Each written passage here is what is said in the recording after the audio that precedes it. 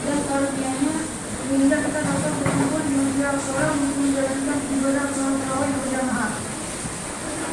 Salawat dan salam semoga terlimpah kepada Nabi besar semua kita Nabi Muhammad Sallallahu Alaihi Wasallam beserta keluarganya, sahabat-sahabatnya, dan kita kaum mengikutnya hingga berjamaah. Amin. Sebelum kita melaksanakan ibadah salat tarawih berjamaah, ada beberapa informasi yang akan sampaikan. Satu, penceramah malam ini adalah Bapak Ustaz Ahmad Iqbal LC. Assalamualaikum warahmatullahi wabarakatuh. Waalaikumsalam warahmatullahi wabarakatuh. Assalamualaikum warahmatullahi wabarakatuh. Waalaikumsalam warahmatullahi wabarakatuh. Alhamdulillah nahmaduhu wa nasta'inuhu wa nastaghfiruhu wa nastaghfiruhu wa natubu ilaih wa na'udzu billahi min shururi anfusina wa sayyiati a'malina. من يهده الله فلا مضل له ومن يضلل فلا هادي له. اللهم صل وسلم وبارك على هذا النبي الكريم نبينا محمد وعلى آله وأصحابه ومن سار على نهجه إلى يوم القيامة وبعد. Bapak-bapak, ibu-ibu, anak-anakku sekalian yang berbahagia, kembali ungkapan syukur kita panjatkan kehadirat Allah Azza wa Jalla atas segala kenikmatan dan karunia yang Allah berikan sehingga Allah pertemukan kita kembali dengan Ramadan pada tahun ini. Salawat dan salam semoga senantiasa tercurah kepada kedua Nabi kita, baginda Nabi besar Muhammad Sallallahu Alaihi Wasallam beserta para keluarganya, sahabatnya, dan insya Allah sampai kepada kita dan siapa saja yang istiqomah di dalam hadis ini. Baik, tema kita pada malam hari ini yakni Ya Allah, hanya Engkau yang Maha Besar. Yang pertama, kenapa kita perlu mengagungkan Allah Subhanahu wa Ta'ala? Karena memang itu perintah dari Allah Subhanahu wa Ta'ala di dalam Al-Quran surat Al-Baqarah ayat 185. Walitukabbirullaha ala ma hadakum wa la'allakum tashkurun. Dan hendaklah kalian mengagungkan Allah, membesarkan Allah. Kenapa mengagungkan Allah? Ala ma hadakum. Karena Allah telah memberikan petunjuk kepada kalian. Kita diberikan petunjuk oleh Allah melalui Al-Quran dan juga As-Sunnah Nabi Muhammad SAW. Maka terhadap petunjuk tersebut kita diinginkan wala'allakum tashkurun, agar kalian itu bersyukur kepada Allah Subhanahu wa Ta'ala. Nah, petunjuk apa yang dimaksud? Paling tidak dalam kesempatan yang terbatas ini ada dua petunjuk. Yang pertama yakni petunjuk Allah Subhanahu wa Ta'ala berupa keimanan. Artinya apa? Kita bersyukur dipilih oleh Allah menjadi orang-orang yang beriman. Bahkan kalau kaum laki-laki diingatkan setiap Jumat, ya ayyuhalladzina amanu taqullaha haqqa tuqatih wa la tamutunna illa wa antum muslimun. Hai orang-orang yang beriman, bertakwalah kalian kepada Allah dengan takwa yang sebenar-benarnya dan jangan kalian mati kecuali dalam keadaan muslim. Artinya iman ini sangat mahal.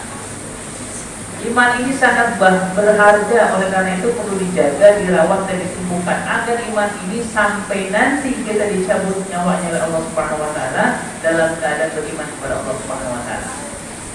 Karena belum lama ada jamaah saya WA ke saya, Pak Ustaz, saya punya tetangga, kata ibu ini. Tetangga laki-laki, dia suka dengan perempuan non-muslim. Akhirnya dia nikah dengan perempuan non-muslim dan sekarang pindah agama. Jadi gara-gara wanita pindah agama. Siapa yang tahu? Kita nggak ada yang tahu. Akhir dari kehidupan ini nggak tahu. Apakah masih beriman kepada Allah atau tidak dalam keadaan beriman kepada Allah, namun lebih dari. Maka keimanan ini perlu dijaga. Saking berharganya tentang keimanan ini, Allah jelaskan di dalam Al-Quran surah Al-Hujurat ayat 17. Balillahu yamunnu 'alaikum an hadakum lil iman. Akan tetapi sebenarnya Allah lah yang telah memberikan karunia kepada kalian an hadakum lil iman, dengan memberikan petunjuk kepada kalian berupa keimanan. Jadi ditujukannya kita kepada keimanan ini anugerah dari Allah Subhanahu wa Ta'ala. Sampai-sampai Nabi dalam perang Uhud, perang kedua terbesar setelah perang Badar, Nabi pernah meminta pasukannya pada saat itu, hai pasukanku, berbarislah kalian yang rapi, karena aku akan berdoa kepada Allah. Apa di antara doa yang Nabi minta? Nabi pernah berdoa begini, Allahumma habbib ilainal iman. Ya Allah, cintakan akan kami keimanan. Nabi bukan sekedar minta beriman, tapi minta cinta dengan yang namanya keimanan. Apa bedanya? Ya kalau sekadar beriman mungkin biasa, tapi cinta dengan yang namanya keimanan, insya Allah diantaranya, meskipun tadi mau berangkat ke sini, ini jadi berangkat apa enggak? Karena memang kondisinya hujan deras. Tadi udah niat, udah sholat berjamaah aja sama istri di rumah. Ya, ternyata pas azan berhenti hujannya, udah sampai juga kembali. Artinya meskipun hujan itu udzur syar'i, bagi laki-laki boleh tidak sholat berjamaah karena hujan itu udzur syar'i, tapi insya Allah yang mendorong kita ke sini sebabnya adalah karena keimanan kepada Allah Subhanahu wa taala. Jadi iman ini bisa mengalahkan segala. Ya, yang berat menjadi ringan, yang jauh menjadi dekat, yang susah menjadi mudah. Sebabnya apa? Iman. Dan dengan iman ini apa? Wazayyinhu fi qulubina, biarkan iman itu menghiasi hati-hati kamu.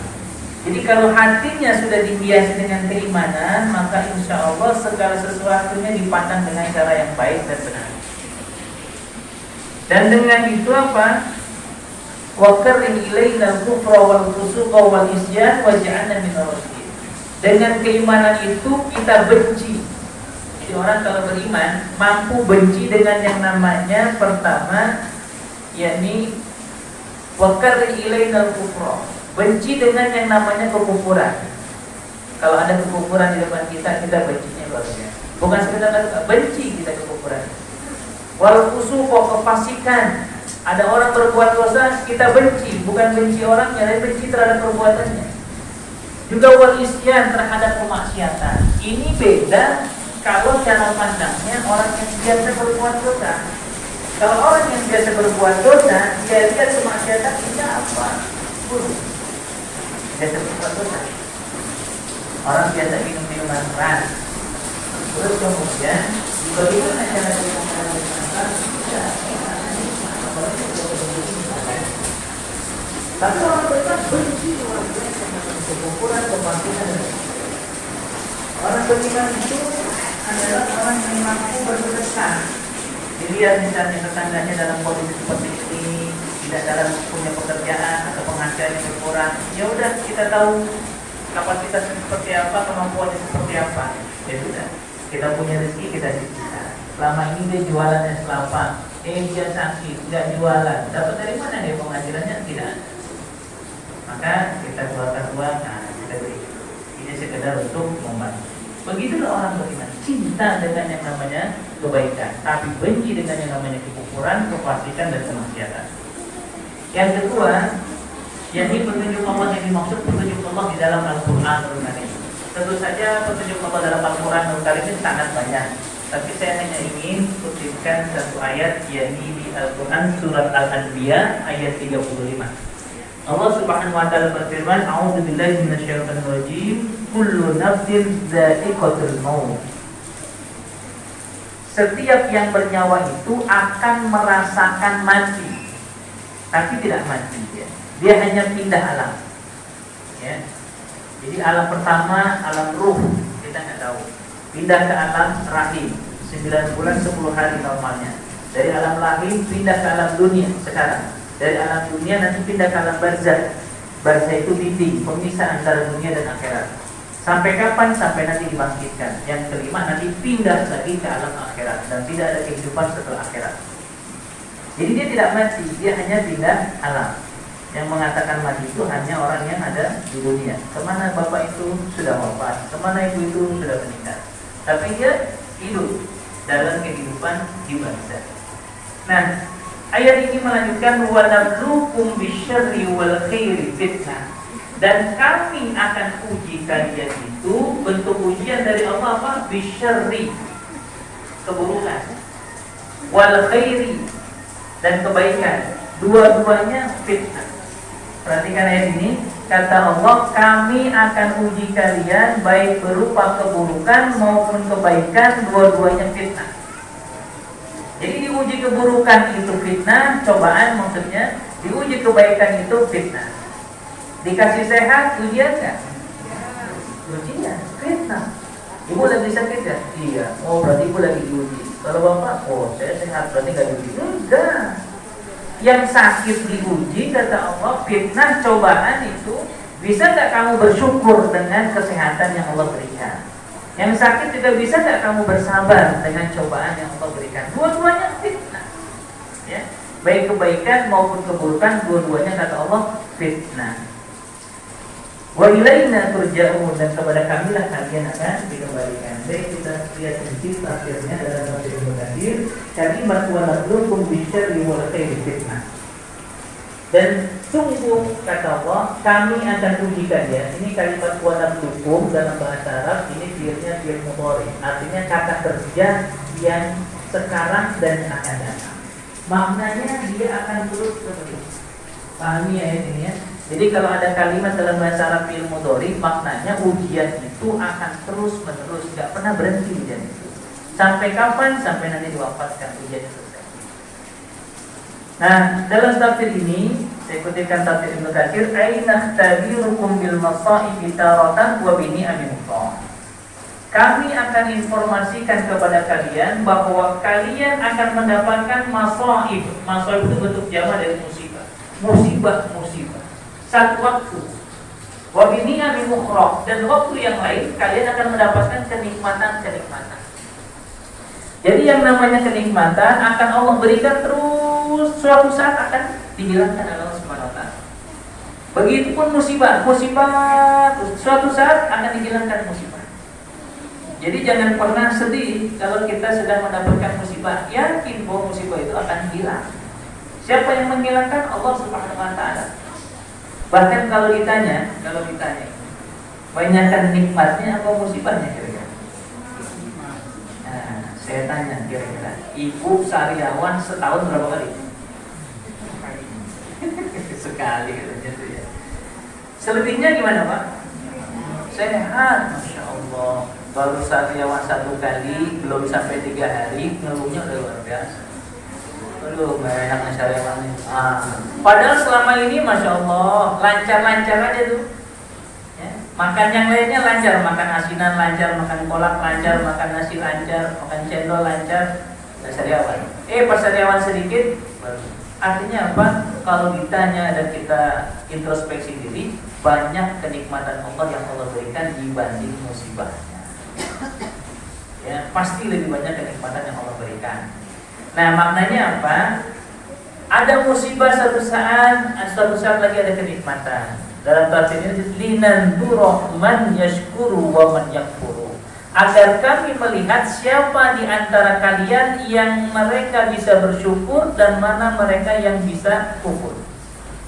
Jadi kalau dikasih nikmat, ada orang yang bersyukur, alhamdulillah. Ada yang lagi kufur. Misalnya, ada orang dikasih sebulan 2 juta, alhamdulillahirabbil alamin, masih dapat rezeki, masih bisa infak. Kata yang lagi pergi 2 juta saya malah cukup sebulan. Kata yang satu dikasih 5 juta, alhamdulillah, bersyukur sama Allah. Kata yang satu nggak cukup saya kalau segitu. Dikasih 10 juta, kata yang satu alhamdulillah ya Allah, bersyukur. Yang satu nggak cukup saya. Artinya apa? Kenikmatan Allah berikan, sikapnya beda. Satu orang beriman bersyukur kepada Allah, orang yang nggak beriman kufur. Dikasih sehat, bersyukur kepada Allah, digunakan untuk beribadah, sholat berjamaah, ikut kajian, belajar Al-Quran dan seterusnya. Tapi ada orang dikasih kenikmatan sehat, justru kufur kepada Allah Subhanahu wa taala. Kakinya berat melangkahkan kaki ini. Ya. Yang kedua, waman yasbiru waman yaqnatu. Dan ketika Allah memberikan musibah, Allah ingin lihat mana yang bersabar dan mana yang putus asa. Ya. Ada orang sabar dikasih musibah, ada orang yang putus asa. Nah, ini sejak apa dulu ya? Ini sebenarnya materi ini lahir gara-gara Covid. Jadi ya Allah, hanya Engkau yang Maha Besar. Nah, kita lemah Pak. Baru gini aja udah hancur, dan tatanan dunia hancur. Ekonomi terpuruk, semuanya terpuruk. Gak bisa ngapa-ngapain. Akhirnya apa? Kembali kepada Allah. Wa ilaina turja'un, dan kepada kamilah kalian akan dikembalikan. Artinya apa?